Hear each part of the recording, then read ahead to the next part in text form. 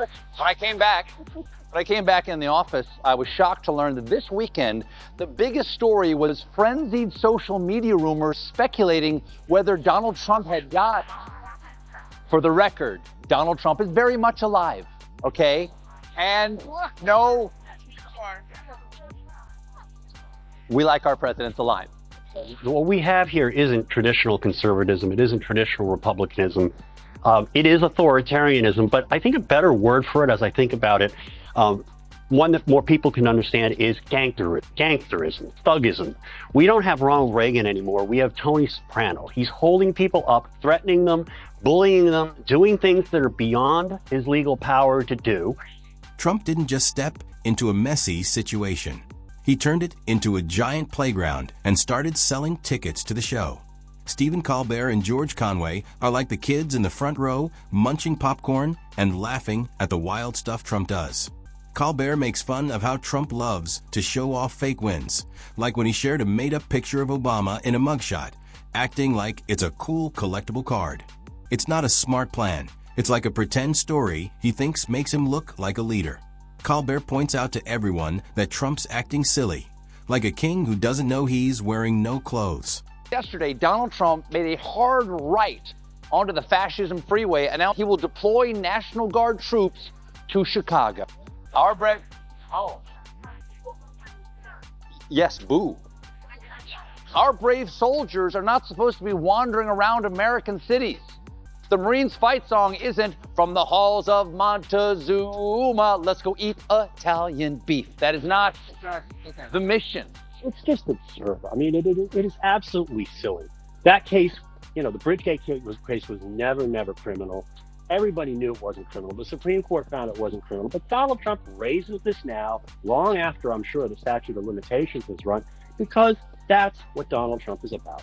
Hey, if you're liking this story, don't forget to follow along and tap that bell for more.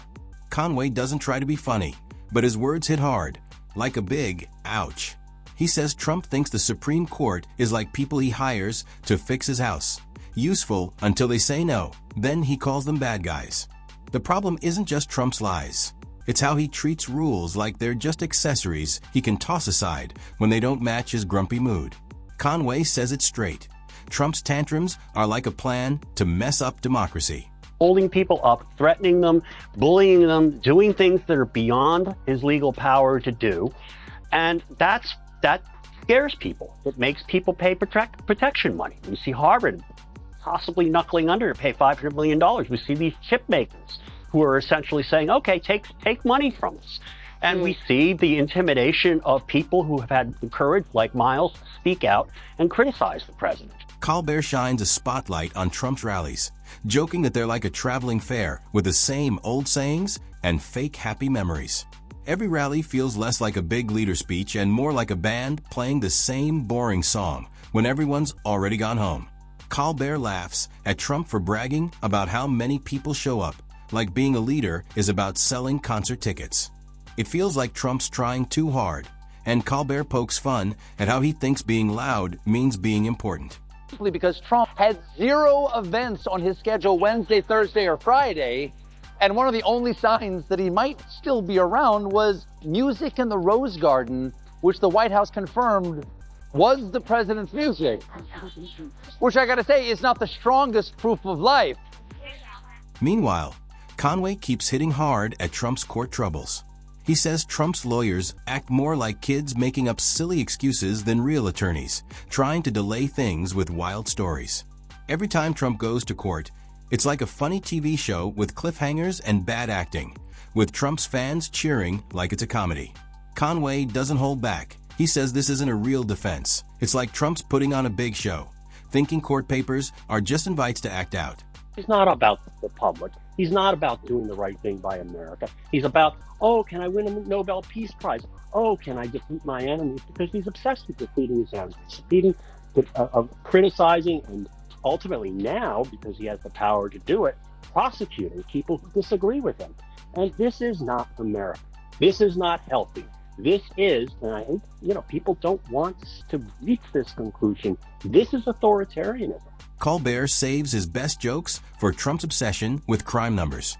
When Trump says Chicago is like a scary movie city, Colbert uses real facts to show he's exaggerating. He teases Trump with a smirk, saying that for someone who loves fake numbers, Trump ignores real ones like they're old milk you don't want to smell. Colbert's jokes don't just make fun of a lie. They show how Trump's stories are so far from what's really happening. Adding to all this terrible morbid speculation, on Thursday, Vice President J.D. Vance spoke to the USA Today, and here's how he answered the question, are you ready to assume the role of commander-in-chief if needed? President is in incredibly good health. He's got incredible energy.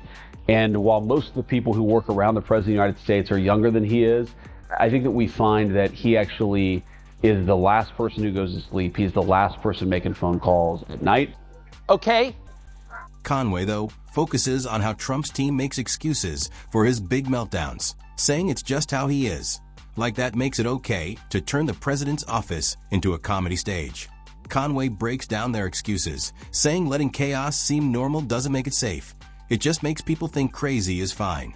His words are sharp, cutting through the noise to show how harmful Trump's actions are. Colbert also laughs at how Trump uses rallies and interviews to complain about people he doesn't like an old actor mad about bad movie reviews. Colbert says Trump's speeches are more like angry online rants, turning the presidency into a place to grumble instead of lead. We have never seen anything like this in America. Everybody else in the entire world, I traveled to Europe twice this year, and people were watching out there because they understand history. And they're seeing in America things that happen. I was in Spain. They're seeing what happened with Franco. In Europe, they're seeing what happened with Hitler.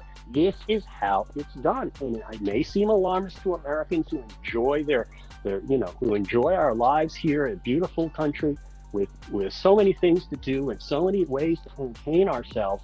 And it's time for Americans to wake up. This is serious. Donald Trump, people may laugh at him because he appears to be such a clown, but he's profoundly dangerous because he has the power of prosecution.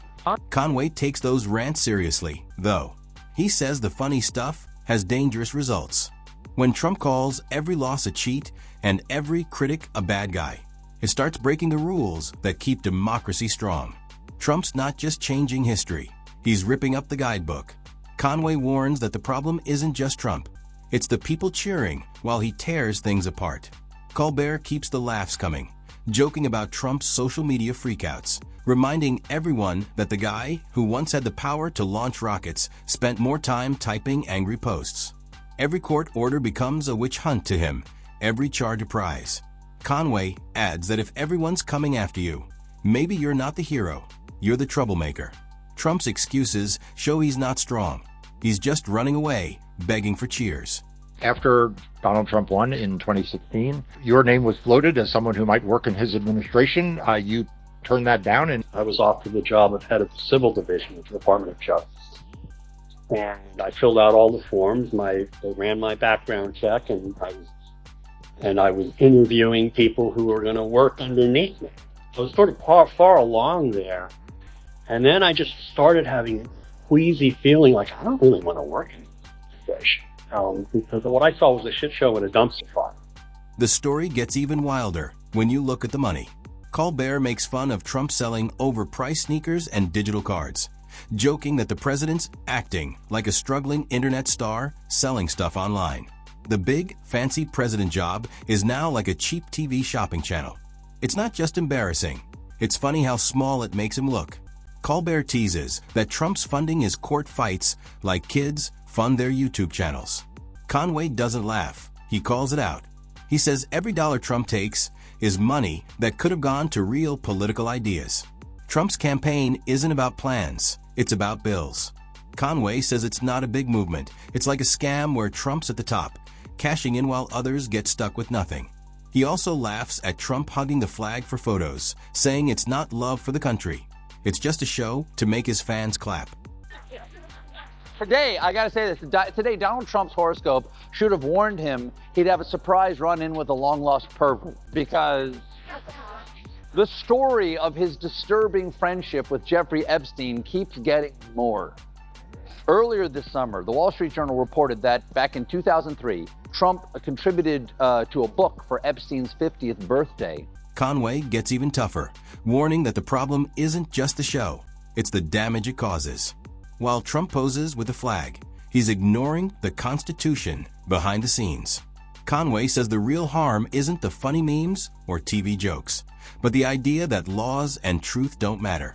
He doesn't just make fun of Trump. He warns everyone that the laughs have serious consequences. Colbert comes back to how Trump can't stop shouting his complaints like a broken speaker. Every mean thing, he says, comes back to make him the most joked about president ever. While other leaders tried to look strong and serious, Trump turned the presidency into a comedy stage where the jokes are on him. His controversies stick around forever, thanks to memes and TV sketches. We have books talking about, Joe Biden not being alert 12 hours a day. It's like, okay, but he's not a sociopath and he's not going to blow anything up randomly. And he's,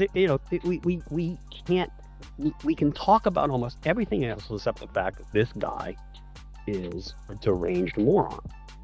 And Right. The problem is that we have completely normalized to the point where we can't deal with it.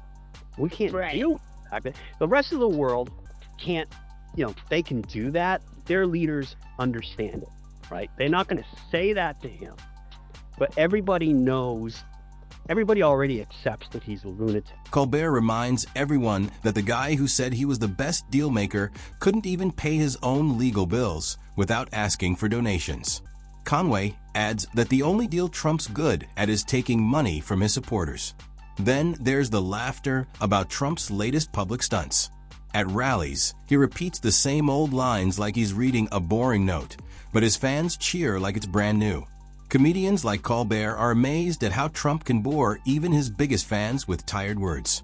Colbert says Trump's addicted to people clapping for him, but he doesn't realize the comedy is being written by others. Conway points out the hypocrisy, saying Trump goes through helpers faster than most people change socks. Colbert jokes that Trump needs a whole team just to fire people on TV. The guy famous for saying "you're fired" can't keep anyone around. During an Oval Office event yesterday where he added insult to invasion. Chicago is a hellhole right now. How dare you, sir? Chicago is not a hellhole right now. Chicago is not a hellhole until February. Then it is a sub-zero windswept vista of frozen Lake Michigan. The jokes hit harder when they talk about Trump's obsession with looking tough. He's so scared of seeming weak that every move he makes shows his worries, from his bright orange tan to his big hair. Colbert teases that future history books might not talk about his plans, but his tanning choices. Conway lands a big hit, saying Trump spends more time fixing his hair than fixing his ideas. They also talk about Trump's constant court battles, where he acts like he's always the victim. Even when evidence piles up, Colbert laughs at how Trump acts dramatic, like he's scared of answering questions. Colbert imagines people years from now reading Trump's angry posts like they're funny, sad proof that the president's office was once a diary for his fears. Conway says Trump's idea of leading is hitting send without thinking. And the letter he wrote was a Picasso of pervitude. According to the Journal's reporting, his note was framed by a hand-drawn outline of a naked woman and featured what appeared to be the future president's signature as a squiggly Donald below her waist, mimicking pubic hair.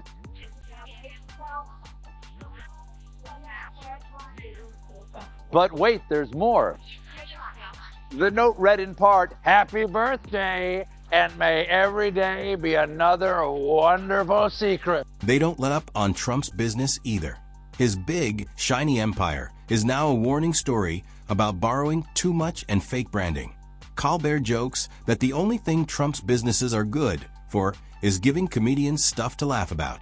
Conway cuts deeper, saying Trump's biggest product isn't buildings, it's trouble. They also talk about Trump's plans for the future, or really, how he doesn't have any. His speeches are just old lines mixed with complaints about the past. Colbert laughs that Trump can't talk about his plans without whining, making every rally like a therapy session. In the end, Colbert and Conway say Trump dreams of being remembered as a huge leader, but he'll really go down as the most laughed at president. His scandals are bigger than his work, his tantrums louder than his wins, and his need for attention means he'll never quietly disappear. Yesterday, Trump posted, "Chicago is the worst and most dangerous city in the world by far." Worst and most dangerous? 2 words. Few.